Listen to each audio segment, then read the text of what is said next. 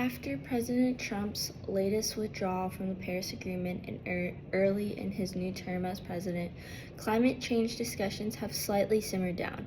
Trump has begun to dismantle key operations that the federal government has taken to tackle climate change.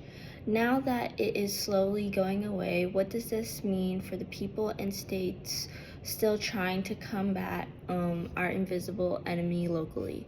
In upstate New York, the city of Syracuse and nonprofits are working to maintain sustainability in their community.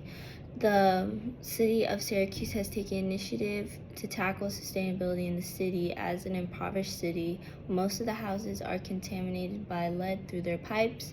Abandoned homes and commercial buildings are left to rot on plots. Industrial pollution in Onondaga Lake, and municipal waste that get caught into runoff, then into lakes. Karina Freeland is the sustainability planner for the city of Syracuse. In her position, Freeland is in charge of finding out what exactly the sustainability department can do to help the city and where the most need is at. Factors such as social impact, quality of life, and environmental impact are things Freeland evaluates as her team plans out new initiatives or designs to implement around the city. So how we're looking at it is that we have already done a lot of sustainability work for the government itself, so we changed to LED lights, waste route optimization, and rolled out trash recycling. Those were all good areas for the government to be able to lead by example and to prioritizing sustainability and what we hope to do with sustainable Syracuse Climate Action Plan and Greenhouse Gas Specialatory is really see where sustainability can help the community, and that's where there's flooding, so making sure that people who are in flooding areas are aware of what's going on, and we're identifying solutions that we can take if your infrastructure, and also making sure that we're increasing our tree canopy that help with air quality and also helped with heat islands, as that increases to be a problem in the summer times, Karina Freeland said.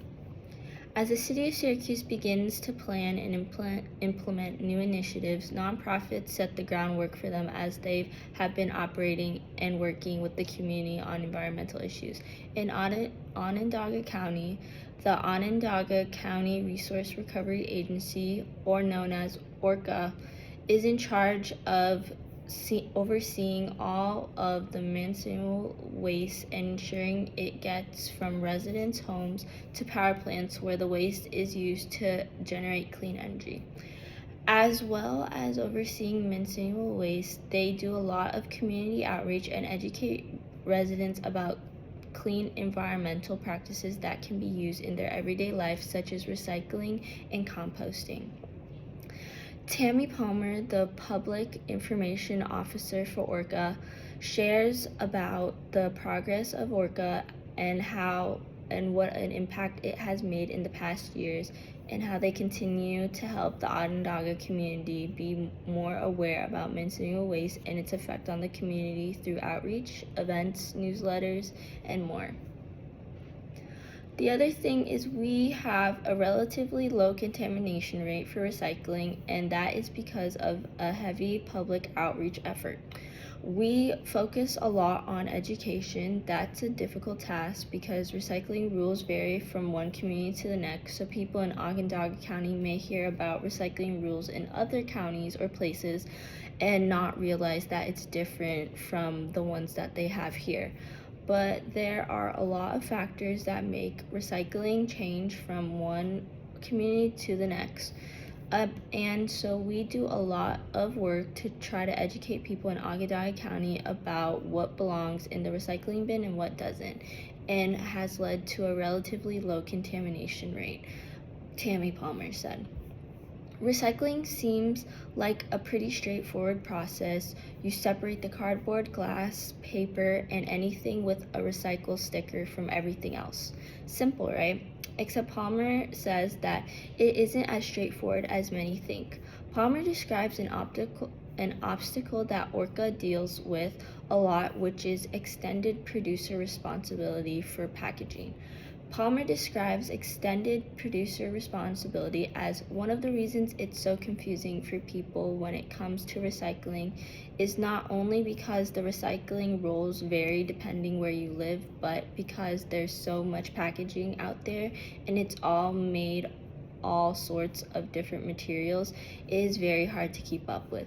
Manufacturers are supposed to be responsible for managing the packing and other waste that they produce with their product, but since there isn't a responsibility placed on them, consumers don't know exactly what product or what waste goes where.